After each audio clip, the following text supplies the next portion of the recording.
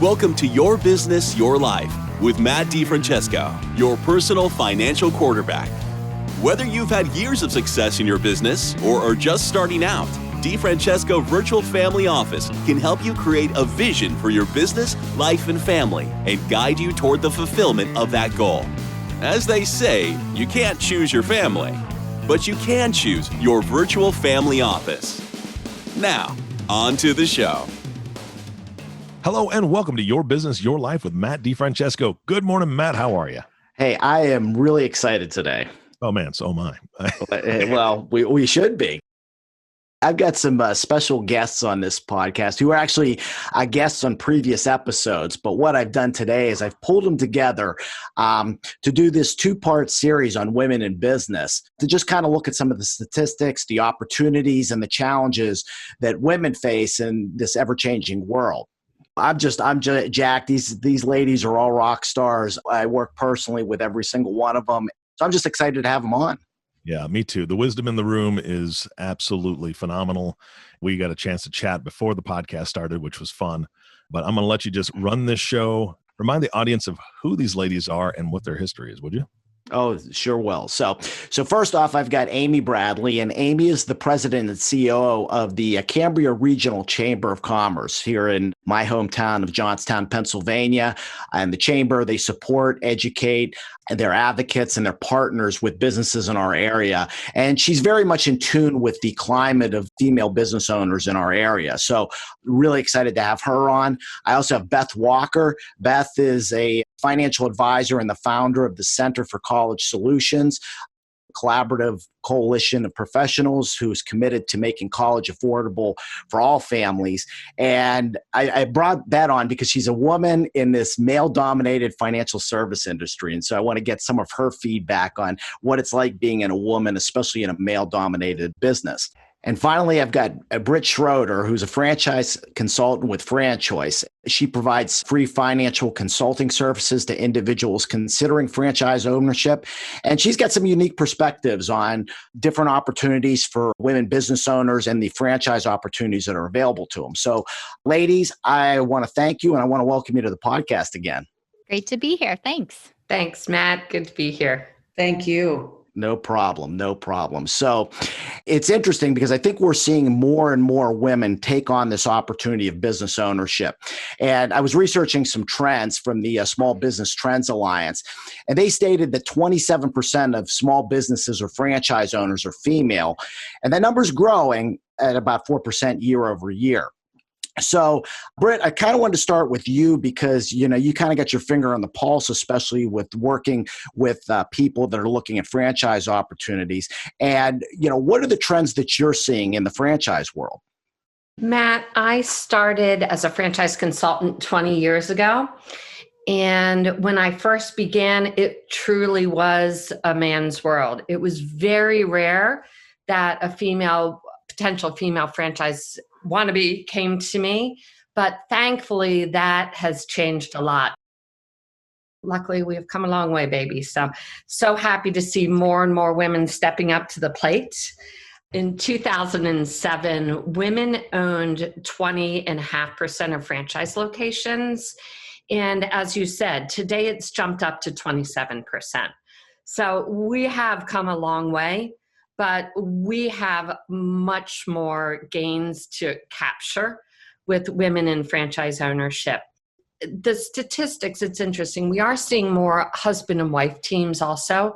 When you look at female-owned or husband and wife, we're actually up to 41% of franchises. So more and more women are stepping up to the plate and capturing the lifestyle and gains that can come from franchise ownership. But I'm really looking for that to continue to climb in the coming years. That's something that just excites me because I think I'm seeing that out as I'm out and about in the world. So, Amy, what are you seeing in our local markets as far as women opening businesses or starting businesses? Yeah, I'm looking at a list of our new members for 2020, and there are a lot of female-owned businesses. And interesting, the husband and wife teams, we're seeing that for sure as well. So I'm in a building in downtown Johnstown on Main Street, and it's a building that was closed and kind of decrepit and it's been fixed up and reopened. And I was just thinking about it today. So in this building is the chamber, female-led. Visit Johnstown, female-led. Johnstown Redevelopment Authority, female-led. Junior Achievement, the Challenge Program, both female-led, and 2 new businesses, Taco Shells, which is owned by a woman, and Bougie Hair Care, a new business also owned by a woman. So sorry guys, but there's not one business in our big building owned by a man. So pretty interesting. That's awesome. I mean, I know. And I wasn't even aware of that. So, I know. Honestly, just in preparing for this, I was just thinking about it and I was like, wow.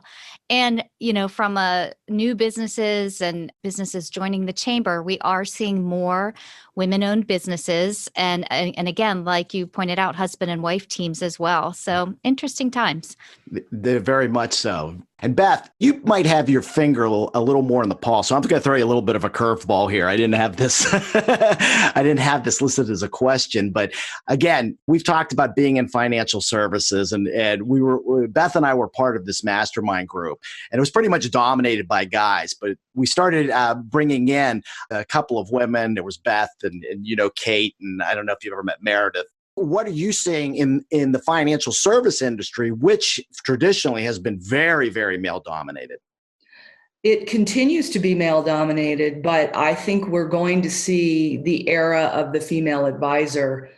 There's concerted effort and energy within the financial services industry to try to attract and, more importantly, retain female advisors. And in fact, I have a 25-year-old who is in an apprentice program with me right now. I am grooming her to be my successor. And I think that's going to be the blueprint for the future. It's the only way. Our industry is so bad at cultivating the next generation of advisors. The entry to the industry is high, the burnout rate is very high, and the attrition rate is very high. So I think cultivating a longer term apprentice type of program is going to be the name of the game. And focusing on bringing in women remains a major priority for most financial services companies. Yeah, and that doesn't surprise me, because I think in a lot of cases, especially as we start to see the increases in women owning businesses, getting into executive positions, a lot of times I think a woman advisor resonates with them better, not necessarily because of the same sex, but because I think women have a tendency to listen more, to take in feedback, and people feel more comfortable with that. I don't disagree. And it's interesting because that old adage, people need to know that you care before they need to know that you know what you're doing. And I think that maybe it's the female culture, maybe it's just the way that our interpersonal skills develop, but that seems to come across naturally. And I know that's a gross generalization, but from a stereotypical perspective, I think that there's a lot to that.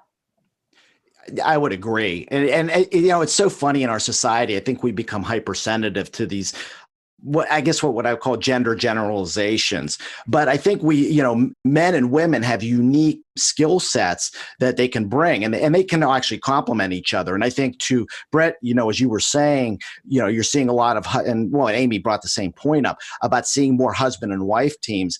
I think, again, by being able to combine those skill sets, it can be very powerful. Britt, are you seeing that as far as the people, the couples that you're working with? It's easy to make generalizations, right, about what is brought to the table. And it's easy to say, okay, the woman is going to be the one that should take care of the HR, and the male is going to take care of the sales and the financial side of the business. And that really, over the last 10 years, has been turned on its head. You need to look at every individual. You need to look at every couple as unique beings being brought to this entrepreneurship world, and look at their skill sets and their strengths. And sometimes it falls along typical gender lines, but not always. It's a new day. The respect for the individual is real key here in helping place them on a path that will play to the strengths and skill sets and the personality. Yeah, interesting. So, Amy, any observations that you've seen, especially with husband and wife businesses? We've had a number join, like I said, this year. A couple are in the video business. So interesting, both, creative types and bringing, we have two video production companies that just joined that are husband and wife teams. I guess I'm seeing more than the husband and wife, though, just I'd say out of the last maybe 20 businesses that have opened or joined the chamber, the good percentage of them are female owned and or husband and wife. So interesting, and kind of a wide variety of fields as well. Well, that's really interesting. So, one thing that in the same study that I quoted earlier from the Small Business Trends Alliance, they found that while 55% of all business owners are motivated by being their own boss, actually only 31 women share that motivation, with 26% wanting to pursue a passion that they have and 15% dissatisfied with corporate America. And Beth, I know you've been in the financial service industry for a while. What motivated you to start your practice? Well, I was part of the 15% dissatisfied with corporate America. I grew up, my career out of college was in the consumer products industry, and I worked for very large companies like Procter & Gamble and Clorox. And it became pretty apparent to me that there were certain trade-offs, the corporate politics, the go to headquarters, do your tour of duty, get back out in the field, come back into corporate headquarters. Clearly, those companies were investing a lot of time and energy in developing the female management ranks. And so they were absolutely shocked when I said, hey, I want to get off this track. I want to get off this merry-go-round. And I think for me, the motivation was life balance, opportunity to meet people, get married, have kids. I think anybody that runs their own business realizes that the idea that you're going to have more time if you're running your own business is it doesn't work that way. Not true, but you do have more control of your time, or at least that is has been my experience. So if I decide that I'm going to take the afternoon off to go to a school event, it doesn't mean I have less work, but I can work at different times. And I like to be able to be in a position to do that. Ironically, what motivated me to get into this industry was a book that I read on one of my cross-country trips. I used to live in Pasadena, California, and fly to New Jersey every week in my corporate role, but I read the book, The Millionaire Next Door. And in reading that book, it was pretty clear that there would be a lot of people that needed help managing their financial lives. And I was just very drawn to that and had an opportunity to, because of my time in corporate America and my financial independence from saving money and being prepared for opportunities, I was just able to take advantage of that. And I'm so thankful, because it has been the best move for me personally. Exactly. I mean, I remember when I started my practice and people said, boy, that takes a lot of guts to do it. And it is. I mean, and you're taking risks to do it, but I look back on it now and it's the best thing that I ever did. So, Britt, what motivations are you seeing your female clients that are coming to you? What's motivating them to look into getting into their own business? I absolutely agree with Beth. The ability to set control and take charge of your own destiny is a real motivator here.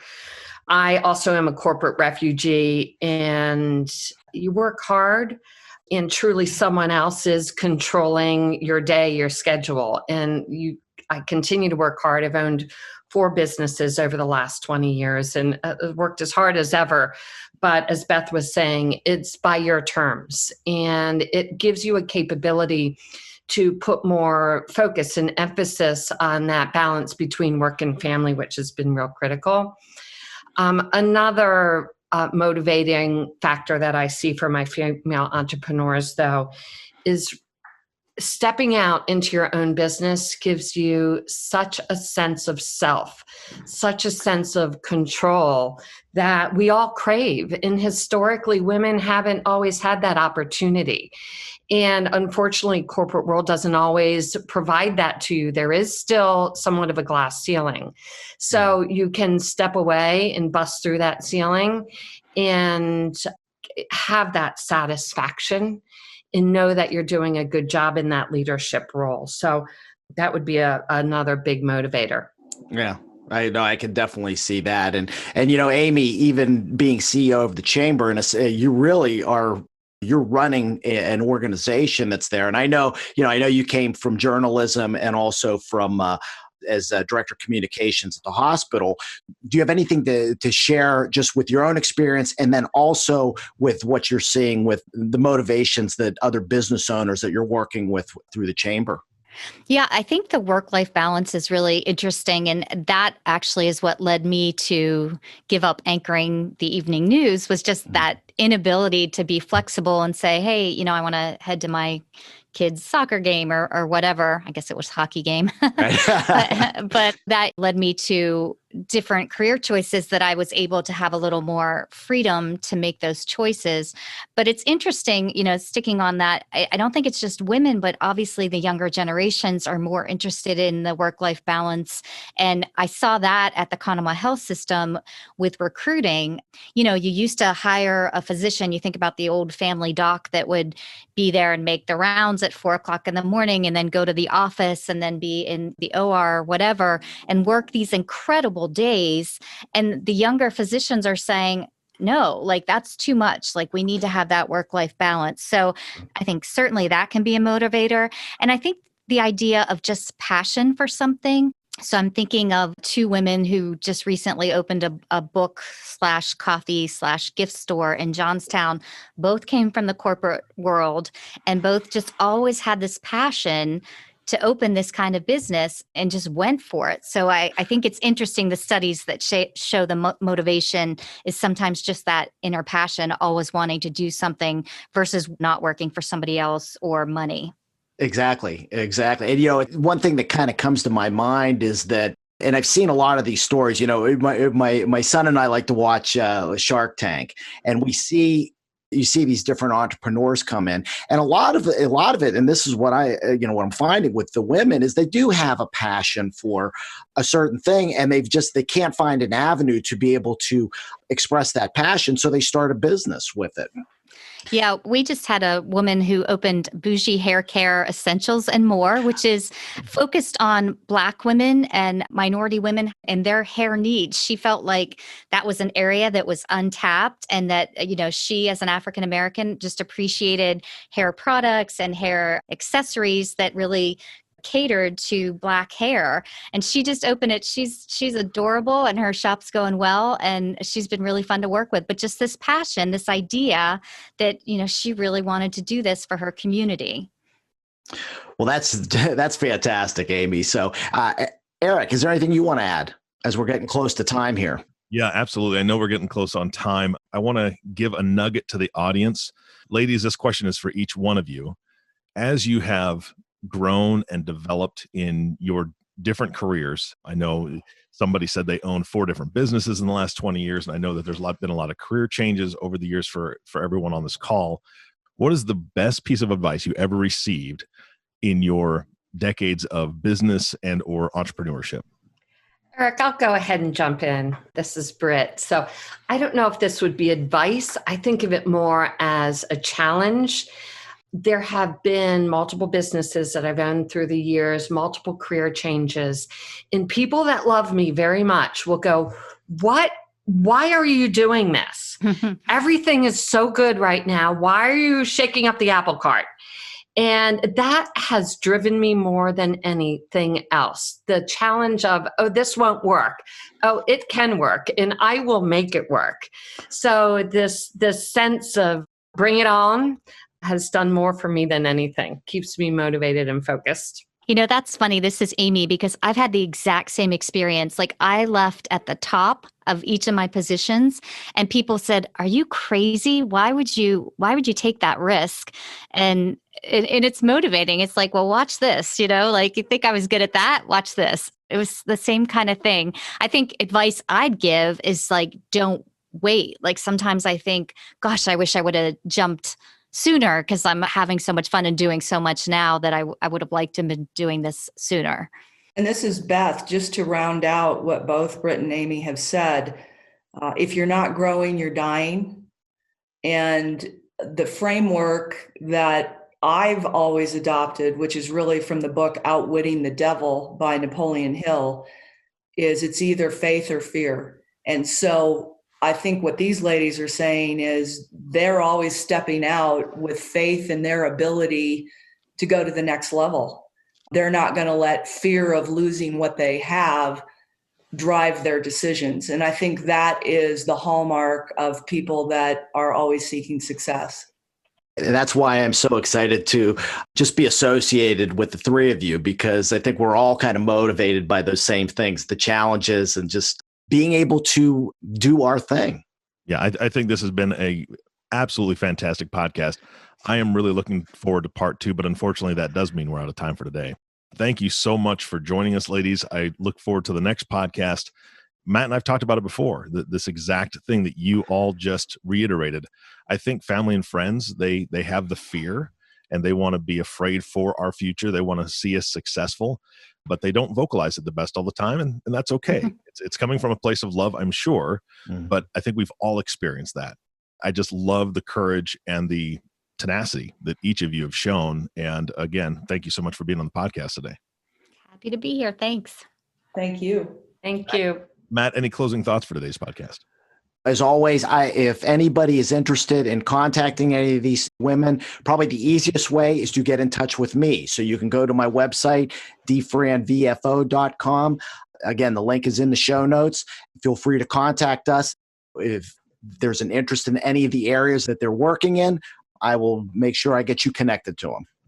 That is fantastic. Thanks again, Matt. And of course, the last thank you goes to you, the listening audience. Thank you for tuning in and listening to Your Business, Your Life with Matt DiFrancesco. If you have not subscribed to the podcast yet, please click the subscribe now button below. This way, when Matt comes out with a new podcast, it'll show up directly on your listening device. This makes it much easier to share these podcasts with your friends and family. Again, thank you so much for listening today. For everyone at DiFrancesco Virtual Family Office, this is Eric Johnson reminding you to live your best day every day. And we'll see you next time. Thank you for listening to the Your Business, Your Life podcast. Click the subscribe button below to be notified when new episodes become available. The information covered and posted represents the views and opinions of the guest and does not necessarily represent the views or opinions of DiFrancesco Virtual Family Office. The content has been made available for informational and educational purposes only. The content is not intended to be a substitute for professional investment, legal, or tax advice. Always seek the advice of your financial advisor or another qualified professional with any questions you may have regarding your business or personal planning. DiFrancesco Financial Concierge, LLC, doing business as DiFrancesco Virtual Family Office, is a registered investment advisor. Registration with the United States Securities and Exchange Commission or any state securities authority does not imply a certain level of skill or training.